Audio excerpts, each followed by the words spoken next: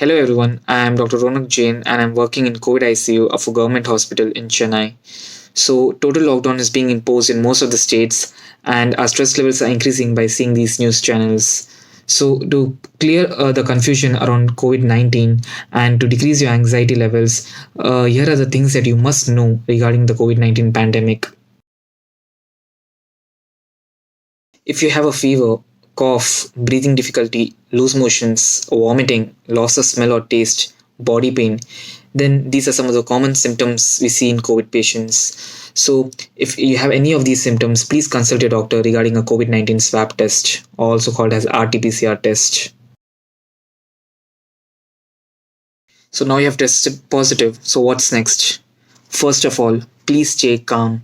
Don't panic. Out of 10 people getting tested positive, only 2 people require hospitalization. So stay calm, stay cool, and talk to your doctor. Let him decide whether you need home isolation treatment or admission to a hospital. This is a very important point I want to stress on is taking unnecessary CT scans and blood tests. CT scans and blood tests won't show any significant abnormality in the early stages of the disease. And secondly, it will obviously burden the already overburdened healthcare infrastructure. So, unless suggested by a doctor, please refrain from taking these blood tests and scans, which are totally unnecessary for mild diseases, and only go ahead when your doctor recommends you to take one. So, how to self monitor yourself at home? Follow mainly two things. One is check your SpO2 readings, that is your oxygen levels periodically. It should not be less than 94, and your temperature should not be beyond 1 or 2 even after taking paracetamol tablets. You can check your oxygen and temperature levels 2 to 4 times a day or whenever you feel feverish or having any breathing difficulty. Also, one more thing you could do is check your oxygen levels, then walk around your room for 6 minutes, and then check your oxygen level after that. If the SpO2 reading is falling by more than 5, then that means you need to seek a doctor's advice or plan for a hospital admission. So, I want to tell you that Remdesivir is not a magic drug or the drug which can cure COVID 19. It can just reduce the multiplication of the virus if when given early in the course of the disease. So please don't think that after giving this drug the patient will improve and everything will be solved. It's not like that. It doesn't have much effect on very severely ill patients, and it should be given early in the course of the disease for its action to take place to its maximum benefit. So if you get the drug remdesivir, it's well and good. If you don't get it, please don't get panicked and shocked that you are not able to purchase it and your patient will die because of it. So it's not like that. So please don't hype that drug. If it's given, it's well and good. If it's not given, there are other drugs which are more important than remdesivir. So your oxygen levels are dropping below 94, that is 93, 92. What you can do at home to improve your oxygen levels? So there's a method called prone ventilation. So this means that the person has to lie on his belly, sleep on his belly for half an hour, then lie on the left side for half an hour, right side for half an hour, and sit up for half an hour. It can be half an hour to 2 hours depending on the patient's comfort.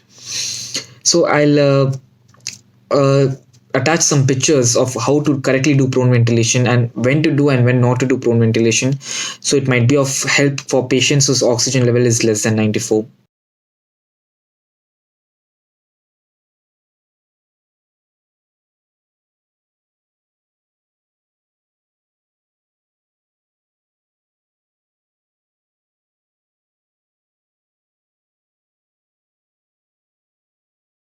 Regarding diet, there's nothing to change in COVID 19. You can take your normal diet. If you're a diabetic patient, then take a diabetic diet. If you're a hypertensive patient, then take less of salt and take in more fruits, walnuts, almonds, take in a lot of green leafy vegetables, and taking less oily foods and less spicy foods might help for those having gas problems. So you're taking care of a COVID infected person at home. What you can do to prevent yourself from getting the disease? Just three things. Wear a mask, tell them also to wear a mask. Self distance yourself, social distancing at least 6 feet between you and the infected person, and regular hand washing and hand hygiene. Uh, these are the very important things that you can do to prevent yourself from getting the disease, and also help the family member who needs the attention and care. So minimum 10 to 14 days is required for home isolation, but it depends upon the patient's symptoms at the end of the isolation period. So it's better you talk to your doctor regarding your end of isolation. So repeat RT-PCR swab testing is generally not required at the end of the isolation period. But then if it's mandatory by some companies or some employers, or has a proof of traveling, then you might need to take one. You can talk to your doctor regarding that. So fever is generally present in COVID-19 infection for around 3 to 7 days. It might be continuous or it might be intermittent because you're taking paracetamol tablets to reduce your fever. So it will be like on and off. So don't worry, unless your temperature goes beyond 102 Fahrenheit, even after taking paracetamol tablets, then consult your doctor. A frequent question that I get asked is, when will my taste and smell come back? So it depends upon person to person. Some might get it back within 5 days to 1 week. Some might get it back within 2 weeks. Some might take even 6 weeks to get your taste and smell fully back. So don't worry. That's nothing to worry regarding you not getting your smell and taste. It'll come on its own and it will come eventually. Don't get panicked about it. So you might feel weak after getting recovered from COVID-19, because your body has just fought a new infection, and it will take time for your body to regain its strength back. So don't worry, and just keep eating healthy and follow a healthy lifestyle. Lockdown has been imposed. Please sit tight in your homes.